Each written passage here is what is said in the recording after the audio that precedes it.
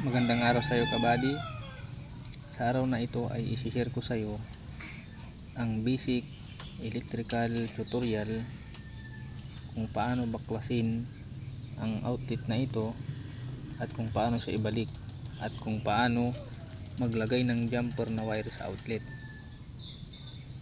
para kung sakali, kabady, na magkaroon ng aberya ang saksakan mo sa inyong bahay, ay kahit hindi ka na kumuha pa ng electrician, sapagkat ang singilan sa ganitong outlet, kabady, dito sa lugar namin sa Pangasinan ay 300 pesos ang isang outlet na ganito. Kaya kung gusto mo makatipid at gusto mong matuto, ay panoorin mo lang ang video na ito. Pero bago natin simulan, kabady, ay pa-subscribe naman at para ma-update ka pa sa mga susunod na gagawin nating video. So ito na, kabady, simulan natin. Wala nang intro.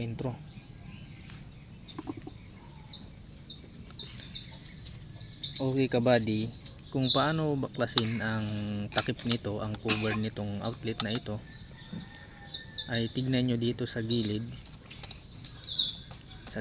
Kung wala dito, dito lang mapapansin ninyo ay merong maliit na butas. Dito lang po natin susungkitin gamit ang tools na ito.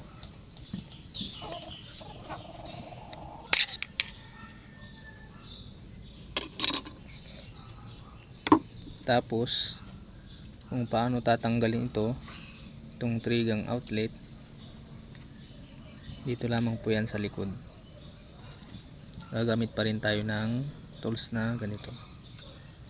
Sungkitin lang natin dito sa gilid. Ganyan lang, kabady. Napakabilis. Ngayon, kung paano naman ito ibalik, kabady,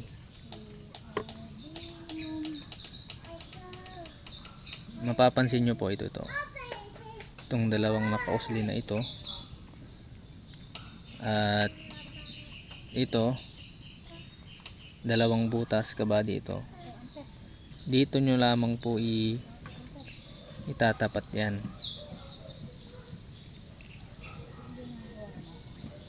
Ipapasok nyo itong dalawang nakausli dito sa butas, ganyan lang, tapos i-press nyo.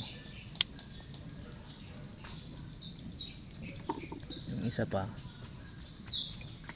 ganun lang din ulit, kabady. Ipasok mo lang, tapos i-press mo.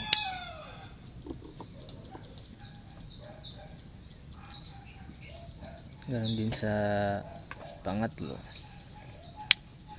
Okay. Ngayon, kung paano natin i-jumper ito, mula dito sa unang outlet na ito ay magpuputol tayo ng kapirasong wire na isusuksok natin dito sa butas. Kahit saan dito, kabady, isa lang yan, at i-jumper natin papunta dito sa pangalawa.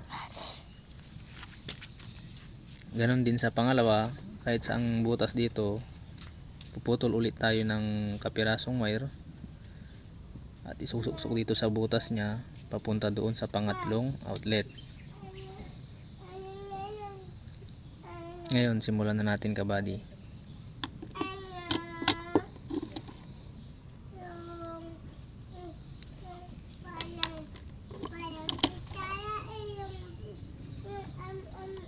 Kung baguhan ka lang, ay isukat mo lang dito, kabady. Sukat mo lang na ganyan.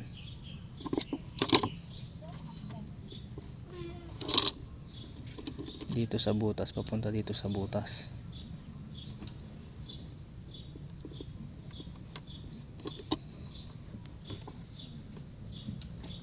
Puputol tayo ng 4.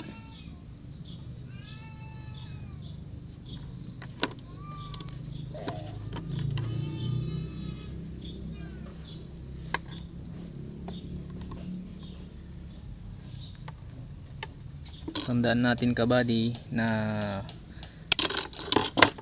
nahulog.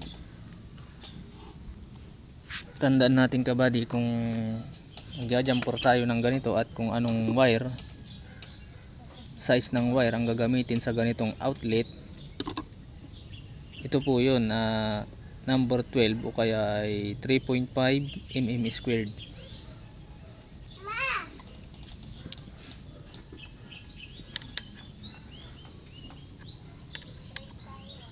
Putol po tayo ng 4 para sa jumper.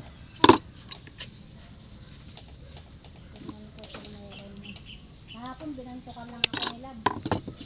Binantukan lang ni Lab ako kahapon.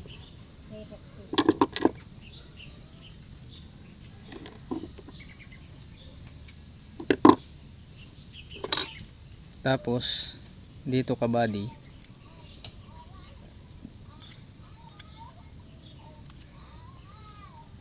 kung mapapansin ninyo,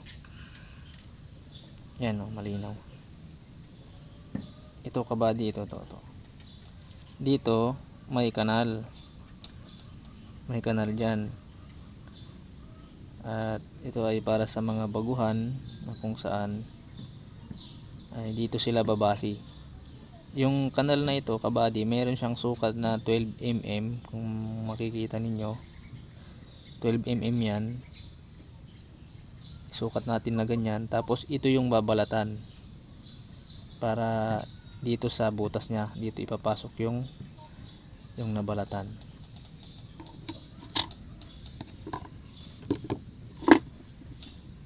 Pero sa mga batidong electrician na yan ay shout out sa inyo, dahil kahit hindi na natin isukat, kung dati ka nang gumagawa ng ganitong outlet, kahit hindi mo na siya isukat, tatansyahin mo na lang.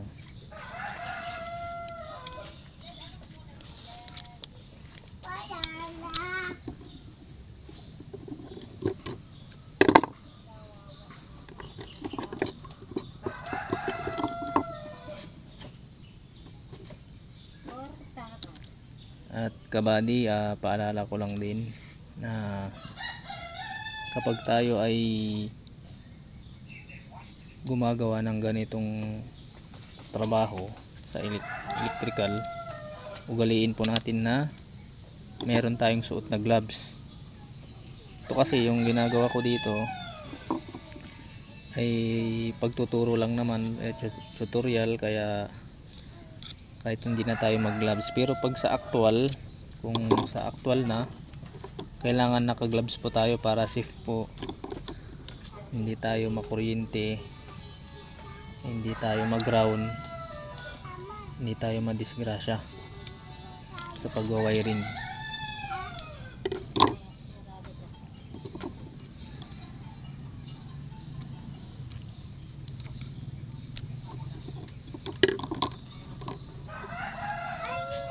At sa ganitong tools mga kabady, kung ikaw nagsisimula ka pa lang, kahit wala ka pang tools, pwede kahit kutsilyo, balatan mo. Mahalaga ay alam mo na yung gagawin mo, alam mo na yung sukat ng babalatan mo, alam mo na kung paano gawin.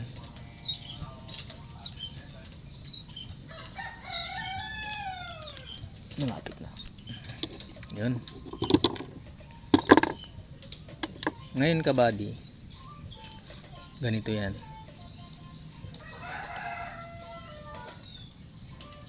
Mula dito sa butas na ito ay magja-jumper tayo papunta dito sa isang butas. Yung pagpasok lang naman dito kabady ay pag naitusok mo ganyan, press mo siya ng plier para hindi magkaroon ng loose contact. Press natin papasok, yan. ganon din dito.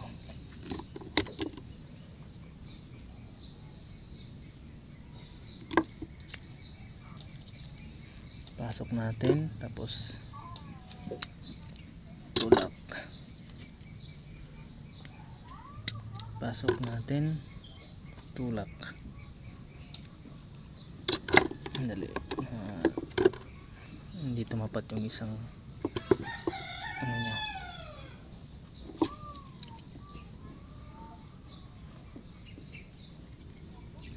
Pasok, tulak.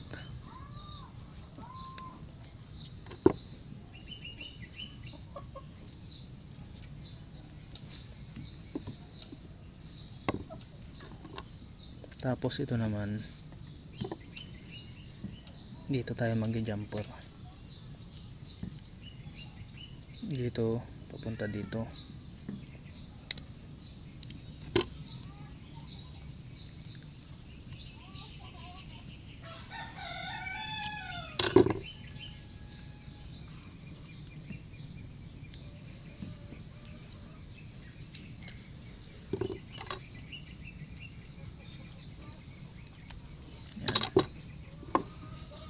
Isa naman dito, papunta dito.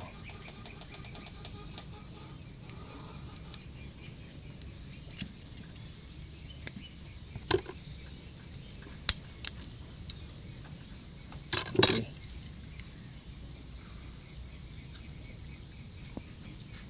Okay, tapos na tayo sa pag-jumper mga kabady. I-explain ko lang sa inyo. Anong shot? Ito may nakalagay na letter L. Anong shot? Ang tatlong outlet na trigang outlet na ito, mayroon siyang magkakatapat yung letter L. Letter L dito, letter L, letter L. Ang ibig sabihin niyan, ito yung line o kaya ito yung live. Sorry. Ito yung live. Sa kabila, mayroong letter N. Letter N, letter N. Magkakatapat din 'yan. Ang ibig sabihin niyan ay neutral. Kung sa inyong lugar ang supply ng kuryente, ang source ay line to neutral, ganito po yung ganito po yung setup ng outlet. Kasi kung line to line o kaya tinatawag na hindi siya line to neutral, ang source sa inyo ay hindi line to neutral, kahit ito kabady, baliktarin mo yan, ikutin mo pag ganyan, nandito yung L, tapos yung isa nandito yung L, tapos yung isa nandito yung L, okay lang kabady, kasi mayroong supply yan na power o supply na kuryente, pareho lang. Pero pagdating dito sa line to neutral, kailangan magkakatapat yung line, yung live, tatlong live, tapos magkakatapat din yung tatlong neutral, hindi pwedeng magkabaliktad. Ngayon kabady, ibalik na natin yung takip. Ito naman madali lang yung takip, meron siyang 6 na nakausli dito, itapat lang natin dito sa butas nya,